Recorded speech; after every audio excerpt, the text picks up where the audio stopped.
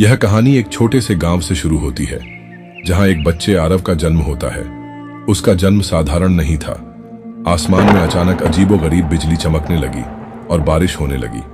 गांव के सबसे बुजुर्ग व्यक्ति आर्षि वेदांत ने इसे अपशकुन माना। उन्होंने कहा, यह बच्चा विशेष होगा, इसका जीवन साधारण नहीं होगा, इसे ईश्वर ने किसी बड़ी जिम्मेदारी के लिए चुना है। आरव का बचपन गांव के अन्य बच्चों की तरह ही शुरू हुआ। वह मिट्टी में खेलता, मवेशियों को चराता और खेतों में अपने पिता के साथ काम करता। लेकिन एक चीज अलग थी, उसके सपने।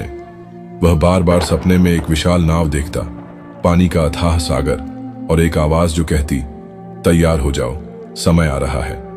आरव यह सपना किसी को बताने की हिम्मत नहीं करता था। एक दिन जब आरव 10 साल का था, उसने अपने पिता नारायण से पूछा, पिताजी, क्या कभी यह दुनिया खत्म हो सकती है? नारायण हंसते हुए बोले, दुनिया इतनी बड़ी है बेटा, इसे खत्म करने के लिए कुछ भी काफी नहीं। लेकिन आरव को यह जवाब संतुष्टि नहीं देता। जैसे जैसे आरव बड़ा हुआ, उसके सपने और भी स्पष्ट होने लगे। वह नाव के हर हिस्से को देख सकता था, उसकी लकड़ी, उसके डिब्बे और यहां तक कि उसमें रखे गए जानवर भी। 18 साल की उम्र में आरव को पहली बार दिव्य दर्शन हुआ। उस रात चांदनी फैली हुई थी, लेकिन अचानक चारों ओर अंधेरा छा गया। आरव खेत में अकेला था। तभी आसमान से एक प्रकाश आया और उसमें से एक आवाज गूंजी, आरव, तुम्हें मेरी बात सुननी होगी। यह पृथ्वी पाप और विनाश से भर चुकी है। मैं इसे शुद्ध करने के लिए जल प्रलय भेजूंगा, लेकिन तुम्हें एक विशाल नाव बनानी होगी। यह नाव जीवन का आखिरी आश्रय होगी। आरव स्तब्ध था। उसने उस आवाज से पूछा, कौन हो आप और मैं यह कैसे कर पाऊंगा? आवाज ने कहा, मैं तुम्हारा सृजन करता हूं, मैंने तुम्हें चुना है। अपने जीवन का हर क्षण इस कार्य के लिए समर्पित करो। यह आसान नहीं होगा, लेकिन यही तुम्हारी नियति है। सुबह होते ही आरव ने अपनी मां सुमित्रा और पिता से यह बात साझा की, लेकिन उन्हें लगा कि वह भ्रमित है। गांव में जब उसने यह बात दूसरों को बताई तो सबने उसका मजाक उड़ाया। लोगों ने उसे पागल तक कह दिया, लेकिन आरव ने हार नहीं मानी। उसने लकड़ी इकट्ठा करना शुरू किया। ईश्वर ने उसे बताया कि नाव 300 गज लंबी, 50 गज चौड़ी और 30 गज ऊंची होनी चाहिए। उसने गांव के बढ़ई से मदद मांगी, लेकिन किसी ने उसकी बात पर विश्वास नहीं किया। आरव के जीवन का अगला चरण कठिनाइयों से भरा था। गांव के लोग उसकी निंदा करते, उसे पागल कहते और कई बार उसकी लकड़ी तक चुरा लेते। लेकिन आरव का हौसला नहीं डगमगाया। एक दिन गांव के प्रमुख सोहन ने उसे रोकते हुए कहा, आरव, ये सब पागलपन छोड़ दो। लोग तुम्हारा मजाक उड़ा रहे हैं। ये नाव बनाकर क्या करोगे? आसमान से पानी बरसेगा और पृथ्वी डूब जाएगी। ये सोच भी कैसे सकते हो? आरव ने शांत स्वर में जवाब दिया, यह मेरा कार्य नहीं, ईश्वर की आज्ञा है। अगर आप मुझे रोकना चाहते हैं तो यह ईश्वर के खिलाफ होगा। आरव का परिवार भी संघर्ष से गुजर रहा था। उसके पिता नारायण ने कई बार उसे समझाने की कोशिश की, लेकिन आरव का संकल्प अडिग था। उसकी मां सुमित्रा को अपने बेटे पर गर्व था, लेकिन वह अपने मन में डर भी रखती थी। इस दौरान आरव ने धीरे धीरे नाव का ढांचा खड़ा करना शुरू किया।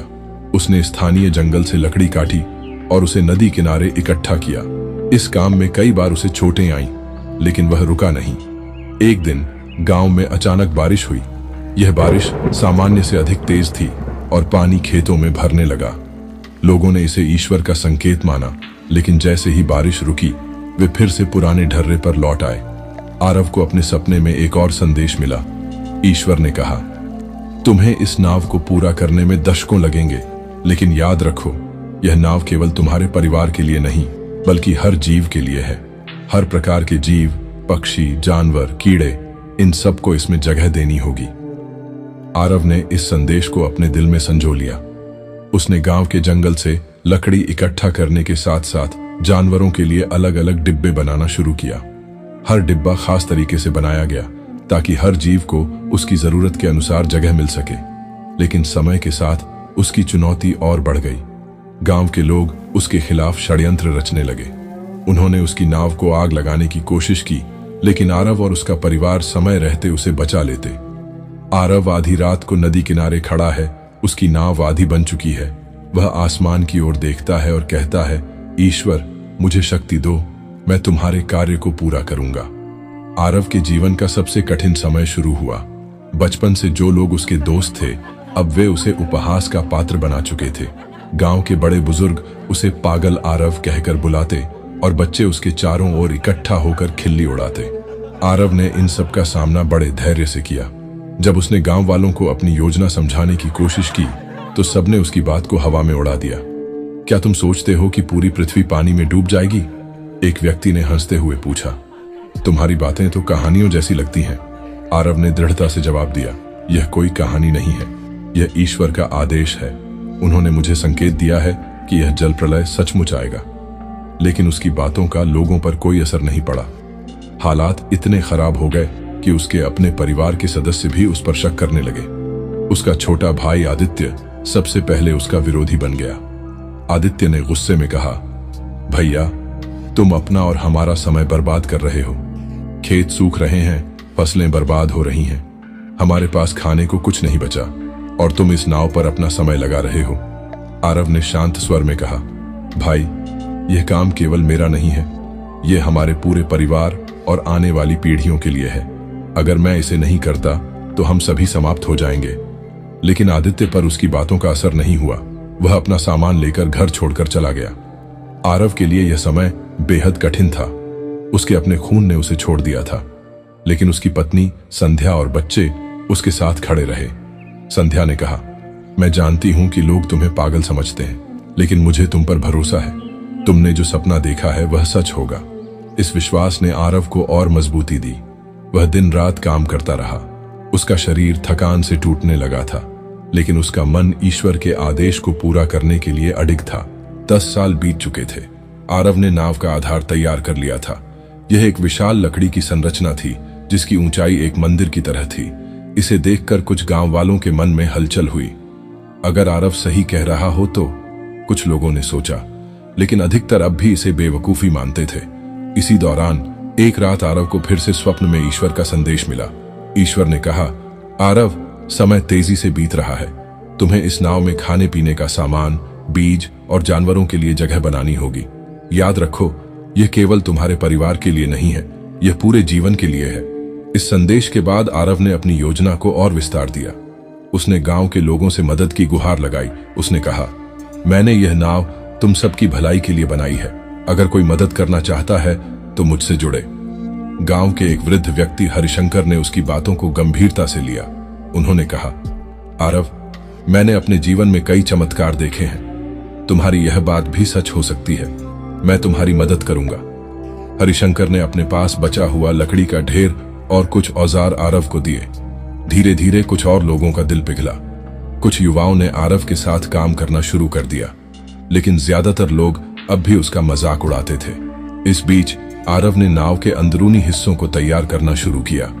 उसने ईश्वर के निर्देश के अनुसार अलग अलग डिब्बे बनाए। कुछ डिब्बे खाने पीने की चीजों के लिए थे, कुछ जानवरों के लिए। उसने पानी रोधी तरल तैयार किया, जिसे उसने लकड़ी पर लगाया। आरव का परिवार अब पूरी तरह से उसके साथ खड़ा था। उसकी पत्नी संध्या ने भोजन और पानी की व्यवस्था शुरू की। उसकी बेटी आर्या और बेटा वीर जानवरों के लिए जगह बनाने में मदद करते थे। इस दौरान आरव को एक और चुनौती का सामना करना पड़ा। गांव के कुछ लोग, जो पहले से ही उसके खिलाफ थे, अब उसके काम में रुकावट डालने लगे। एक रात कुछ लोग उसकी नाव को नुकसान पहुंचाने आए। उन्होंने लकड़ी के हिस्सों को तोड़ने की कोशिश की, लेकिन संयोग से वीर और आर्या ने उन्हें देख लिया और शोर मचाया। गांव के कुछ लोग, जो आरव के साथ थे, मदद के लिए आए और उन लोगों को भगा दिया। आरव ने कहा, यह नाव केवल लकड़ी का एक टुकड़ा नहीं है, यह हमारी आशा और विश्वास का प्रतीक है। अगर इसे नुकसान पहुंचाया गया तो हम सबका अंत निश्चित है। यह घटना आरव के परिवार के लिए एक सबक थी। उन्होंने अपनी मेहनत और तेज कर दी। आरव की मेहनत रंग लाने लगी थी। 20 वर्षों की अनथक मेहनत के बाद उसकी विशालकाय नाव अब अंतिम रूप ले चुकी थी। यह कोई साधारण नाव नहीं थी। यह लगभग एक तैरते हुए किले की तरह दिखती थी। इसकी ऊंचाई एक पहाड़ी के बराबर थी और लंबाई इतनी थी कि दूर से इसे देखना भी आश्चर्य पैदा करता। लकड़ी को पानी रोधी करने के लिए उसने सालों तक जो मिश्रण तैयार किया था, वह हर तख्ते पर लगा दिया गया। नाव के अंदर खाने पीने की चीजों, बीजों और जानवरों के लिए विशेष कोठरियां बनाई गई थीं। गांव वाले, जो अब तक आरव को पागल समझते थे, नाव की भव्यता देखकर दंग रह गए। उन्होंने इसे आरव की सनक कहकर मजाक उड़ाया था, लेकिन अब वे इसके सामने चुप खड़े थे। कुछ लोग नाव को करीब से देखने आए और बोले, यह चीज तो सच में एक चमत्कार लगती है, लेकिन क्या यह हमें बचा पाएगी? आरव ने गंभीरता से जवाब दिया, यह केवल एक साधन है। तुम्हें खुद पर और ईश्वर पर भरोसा करना होगा। समय बहुत कम है। इसी दौरान मौसम का मिजाज बदलने लगा। आकाश में काले बादल छाने लगे थे, तेज हवाएं चलने लगी थीं। कुछ पुराने लोग कहने लगे शायद सचमुच कुछ अनहोनी होने वाली है, लेकिन अब भी अधिकांश लोग इसे महज संयोग मान रहे थे। आरव और उसके परिवार ने नाव में सामान भरना शुरू कर दिया। अनाज के बोरे, पानी के बड़े बड़े मटके, बीजों के सैकड़ों थैले और औजार, सभी चीजें धीरे धीरे अपनी जगह पर पहुंचाई जाने लगीं। एक रात आरव को फिर से सपना आया। इस बार सपना पहले से अधिक स्पष्ट और भयावह था। ईश्वर ने उसे बताया, जल प्रलय का समय करीब है, तुम्हें जल्द से जल्द अपनी नाव को भरना होगा। जानवरों को बुलाओ और उनकी जोड़ी जोड़ियां नाव में जगह दें। सुबह उठते ही आरव ने इस संदेश को परिवार के साथ साझा किया। आर्या ने पूछा, पिताजी, जानवर कैसे आएंगे? हम उन्हें पकड़कर कैसे लाएंगे? आरव ने मुस्कुराते हुए कहा, ईश्वर के आदेश पर सब कुछ होगा। हमें केवल उनकी योजना पर भरोसा करना है। और आश्चर्यजनक रूप से अगले ही दिन जंगल से जानवरों के झुंड नाव की ओर आने लगे। पक्षियों का झुंड आसमान में मंडरा रहा था। हाथी, हिरण, शेर, चीते, बंदर, हर प्रजाति के जानवर जोड़ी जोड़ियों में नाव के पास पहुंच रहे थे। गांव वाले यह नजारा देखकर चकित रह गए। ये क्या हो रहा है? जानवरों को कैसे पता चला? वे आपस में फुसफुसाने लगे, लेकिन कुछ लोग अब भी इसे एक भ्रम मानते थे। उन्होंने आरव का मजाक उड़ाते हुए कहा, क्या तुमने इन जानवरों को पहले से प्रशिक्षित किया था? आरव ने केवल इतना कहा, यह ईश्वर की योजना है। अगर तुम इसे समझने की कोशिश करोगे तो समय निकल जाएगा। आसमान में काले बादल घने हो चुके थे। हवा अब तेज और ठंडी हो गई थी। बारिश की हल्की बूंदें गिरने लगी थीं। गांव में डर का माहौल बनने लगा। कुछ लोग जो अब तक आरव का मजाक बना रहे थे, डर के मारे उसके पास आए। हमें माफ कर दो आरव, हमें नहीं पता था कि तुम सच कह रहे हो। हमें भी अपनी नाव में जगह दो। आरव ने दुखी स्वर में कहा, यह नाव हर किसी के लिए है, लेकिन जगह सीमित है।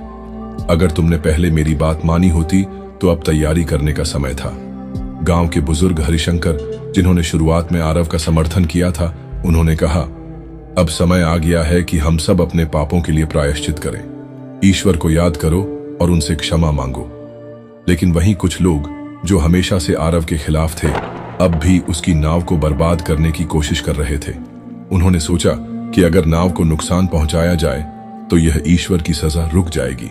आरव ने अपने परिवार और मददगारों के साथ पूरी रात नाव की रक्षा की। अंततः इन विरोधियों को गांव वालों ने भगा दिया। आखिरकार वह दिन आ ही गया। सुबह तक आसमान पूरी तरह काला हो चुका था। बिजली लगातार चमक रही थी। जोरदार गर्जन से धरती कांपने लगी। गांव वाले दहशत में इधर उधर भागने लगे। अचानक मूसलधार बारिश शुरू हो गई। पानी इतनी तेजी से गिर रहा था कि कुछ ही घंटों में नदी तालाब भर गए। गांव के निचले हिस्से पानी में डूबने लगे। आरव और उसका परिवार तुरंत नाव में सवार हो गया। जानवरों को पहले ही नाव में सुरक्षित रखा गया था।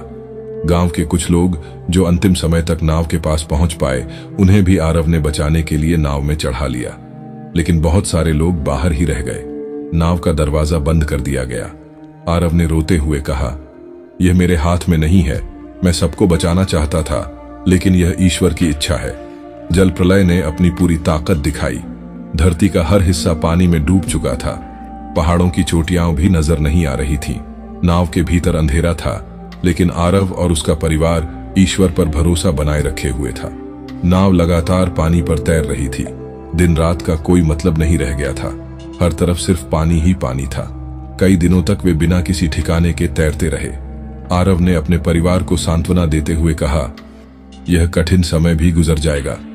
ईश्वर ने हमें एक नई दुनिया का हिस्सा बनने के लिए चुना है। हमें बस धैर्य रखना होगा। आखिरकार कई महीनों बाद नाव एक पहाड़ी के पास जाकर रुकी। पानी धीरे धीरे कम होने लगा। आरव और उसका परिवार नाव से बाहर निकले। उन्होंने आसमान की ओर देखते हुए ईश्वर को धन्यवाद दिया। आरव ने अपने बच्चों से कहा, यह नई शुरुआत है।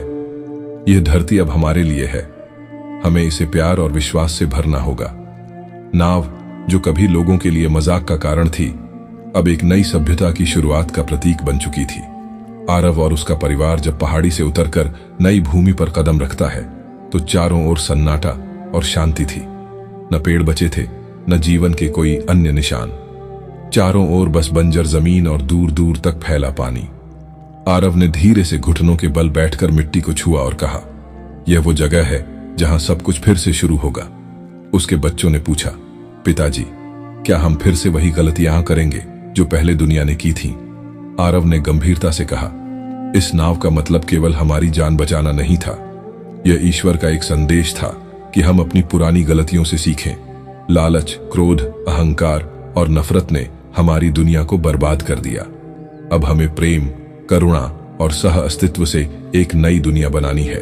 उसने अपने परिवार और जीवित बचे हुए लोगों से कहा, यह भूमि खाली है, लेकिन यह हमारा एक नया अवसर है। हमें इसे भरना होगा अच्छाई और ईश्वर की शिक्षाओं से। कुछ ही समय बाद आरव ने जमीन पर पहली बार बीज बोया। यह बीज न केवल अन्न का था, बल्कि विश्वास और उम्मीद का भी था। धीरे धीरे पौधे उगने लगे। आरव के परिवार ने हर दिन ईश्वर को धन्यवाद दिया। वह नाव, जो कभी सिर्फ एक तैरता हुआ जहाज था, अब इतिहास और उम्मीद का प्रतीक बन गई।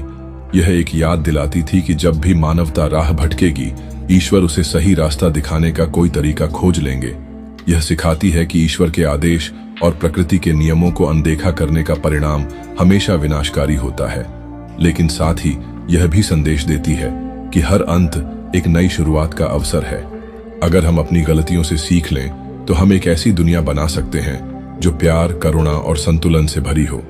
आरव और उसकी नाव सिर्फ एक व्यक्ति और एक वस्तु नहीं थी, बल्कि वे एक प्रतीक थे नए जीवन और आत्मनिर्भरता का।